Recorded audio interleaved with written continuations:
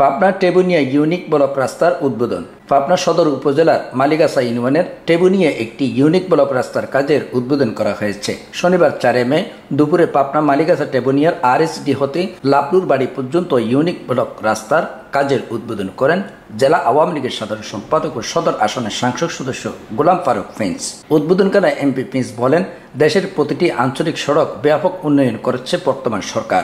দেশের যোগাযোগ ব্যবস্থা উন্নত হচ্ছে, যার সুফল ভোগ করছে সাধারণ মানুষ, ফলে অর্থনৈতিকভাবে লাভবান হচ্ছে। আজ প্রধানমন্ত্রী শেখ হাসিনার নেতৃত্বে গ্রাম অঞ্চলের প্রতিটি রাস্তা আরো উন্নত হয়েছে। এ সময় উপস্থিত ছিলেন জেলা আওয়ামী লীগের প্রচার সম্পাদক সরদার মিটু আহমেদ, সদর উপজেলা আওয়ামী লীগের সাংগঠনিক সম্পাদক শেখ রাসেল আলী মাসুদ, পৌর আওয়ামী লীগ নেতা শেখ রাসেল, জাতীয় শিশু কিশোর পরিষদ পাবনা জেলা শাখার সভাপতি কামরুজ্জামান রকি, সদর উপজেলা আওয়ামী লীগের অর্থ সম্পাদক হিরুক হোসেন, জেলা স্বেচ্ছাসেবক লীগের সভাপতি আহমেদ শরীফ ডাবলু, মালিগাছা ইউনিয়ন পরিষদের চেয়ারম্যান সৈয়দ মুমতাজ আলী সহ স্থানীয় আওয়ামী লীগ ও তার সহযোগী সংগঠনের নেতাকর্মীরা। পাবনা থেকে রিপোর্ট করেছেন Masud Rana, CNN Bangla 24 news desk.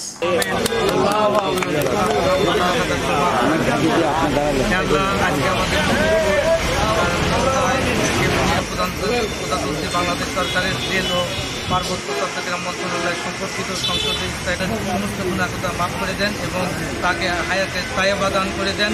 আমাদের সবাইকে আল্লাহ আমাদের যারা কাজ করছেন তারা যেন ভালোভাবে কাজ করতে পারেন।